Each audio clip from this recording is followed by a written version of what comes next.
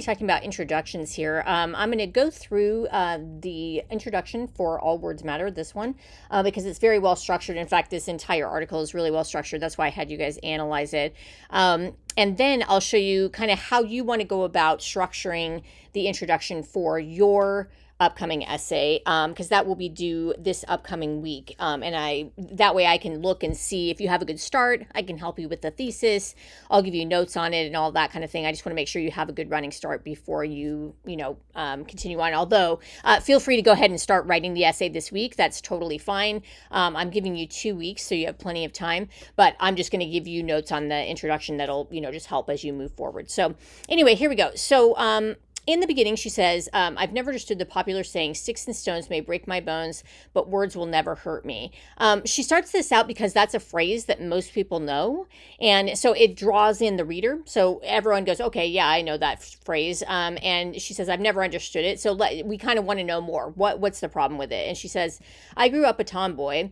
I've had more than my fair share of scrapes, bruises, and stitches, but I found that words inflict the most painful injuries. So here she's kind of going back to this and kind of explaining it, and she's personalizing it using I and that kind of thing to explain why, in her opinion, this is a personal, essay that she's writing, why she believes that words have actually more power than, physical injuries. And then she goes on to say, on sleepless nights when I toss and turn, I'm not replaying the time I broke my foot over and over in my head. I'm thinking about some embarrassing thing I said that still makes me physically cringe, or a time someone said something hurtful to me.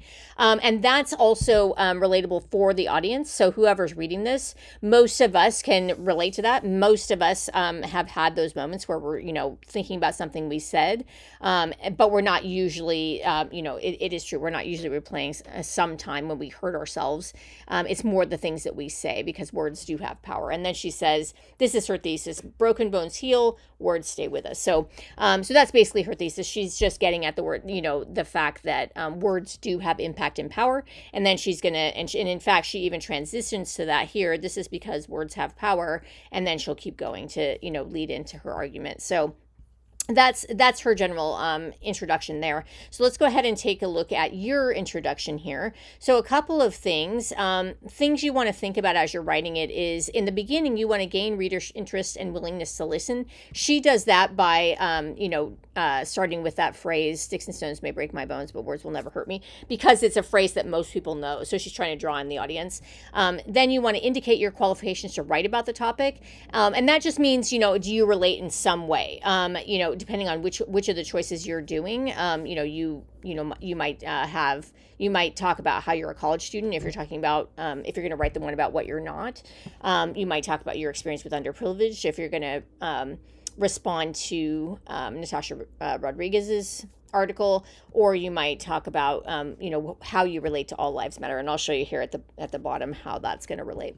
Establish common ground with your audience and the person you're writing to, i.e. the author, and then state your argumentative claim. So one of the things that you need to do is you need to reference the article that you are referring to for at least options 2 and 3. So here's an example. So we might start out with something that draws the reader in. So it says the phrase all lives matter may seem to promote equality, but in truth, the phrase is problematic. This kind of makes the reader think, because I think most people think that it's more of a statement of equality.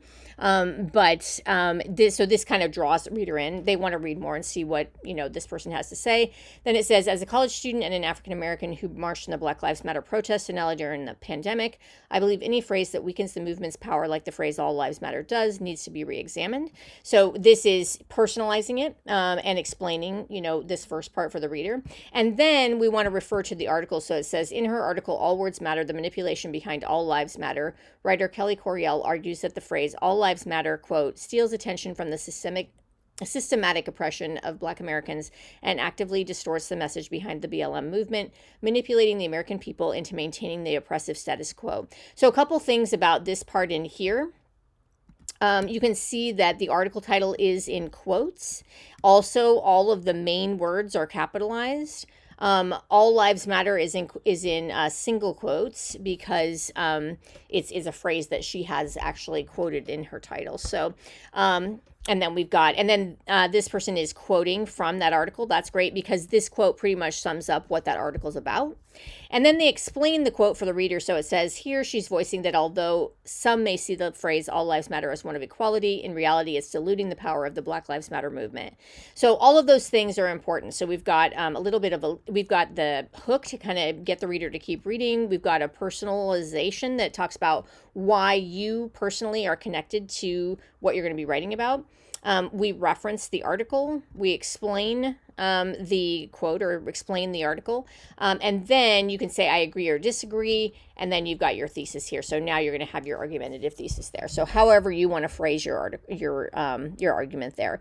Also, I do want you to come up with a title for this too, even this week. So just give it a shot, but the title should refer to whatever your argument is. So if we look back at this one, hers says all words matter, the manipulation behind all lives matter. That, gives us a strong understanding of what she's going to be writing about. So I do want you to come up with something. Don't just say, essay one or whatever. I do want you to try to come up with a title just best you can.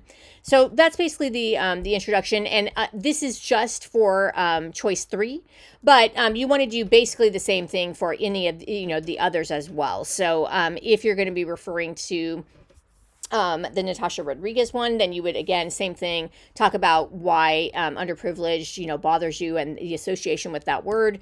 Then quote from the article here and talk about what she meant and what her main points were in that article. Explain it a little bit here and then have your thesis. If you're going to refer to the professor who was writing about what he's not to his students, and you're going to talk about what you are not as a college student, same thing. You still want to talk about how it's important to set up boundaries in the beginnings of classes and how it's important for college students to, to have a working relationship with their professor. Then quote from the article about what he says about, establishing that relationship and explain it again. So same thing. And then here you can have your thesis about what you believe, personally, what you believe you are not as a college student. So that's the idea. And let me know if you have any questions, and that's it.